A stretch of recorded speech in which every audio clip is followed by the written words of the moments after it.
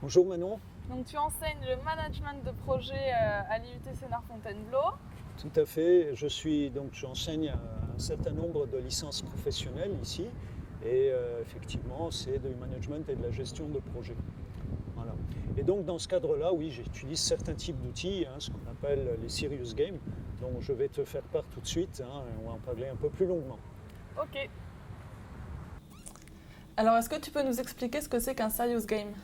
Alors le serious game, c'est une démarche qui veut s'appuyer malgré le paradoxe, n'est-ce pas, des deux mots qui composent, n'est-ce pas, cette approche. Donc d'une part, on a un aspect ludique avec le jeu, et d'autre part, on a l'aspect sérieux, donc lui qui s'adresse à la vie de tous les jours, à ce qu'on fait, les processus de travail, etc., etc. Donc on va essayer de combiner ces deux aspects-là pour pouvoir, n'est-ce pas, faire passer une démarche pédagogique. D'accord, et donc toi tu utilises un serious game qui s'appelle Simultrain. Est-ce que tu pourrais nous expliquer? Oui, alors effectivement, j'utilise Simultrain, qui est un simulateur de projet, et je précise de l'exécution du projet et non pas de sa préparation, puisque la préparation concerne plutôt les cours plus standards ou plus classiques. Donc ce que je fais, c'est exécuter un projet par un certain nombre d'étudiants ou de participants à mes formations. D'accord. Voilà. Donc comment est-ce que tu l'utilises dans tes cours? Est-ce que tu l'utilises en amont du cours ou plutôt comme application du...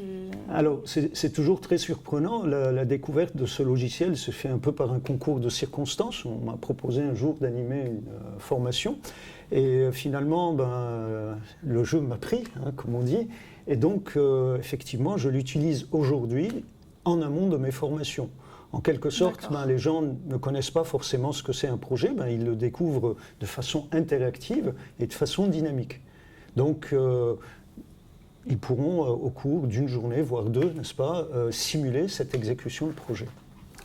D'accord, et donc quel est le retour des étudiants par rapport à Alors, Simultrain? le retour des étudiants, je pourrais le résumer par un seul mot, donc l'enthousiasme. Voilà. Donc les étudiants, ils disent voilà, c'est ça un projet. Donc après, derrière, on peut discuter sur les concepts et outils qu'ils auront utilisés et de façon un peu plus théorique, n'est-ce pas, comme on a l'habitude de faire.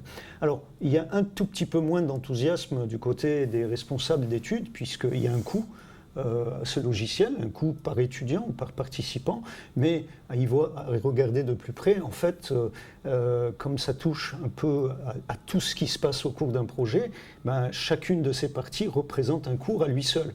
Donc si on additionne, on met bout à bout tous ces cours, finalement, ça revient nettement moins cher que de l'enseigner de façon traditionnelle, ce qui est relativement peu compris par les responsables d'études. D'accord. Et donc, est-ce que tu dirais que ce logiciel a fait évoluer tes pratiques pédagogiques et dans quel sens? Oui, effectivement, il y a eu un changement dans mon attitude. D'abord dans mon investissement personnel. Donc je m'investis beaucoup plus dans mes cours parce que, je peux le dire, ils m'enthousiasment. Qu'est-ce que je dois être beaucoup plus près des participants, que je ne considère plus comme des étudiants, mais comme des chefs de projet juniors, moi étant le chef de projet senior, pardon. Et c'est avec ça en tête qu'on va commencer à aborder tout l'aspect pédagogique et qu'on va traiter derrière ensuite les concepts et les outils qu'on aura vus au cours de la simulation. D'accord. Et donc, quel conseil tu pourrais donner à tes collègues?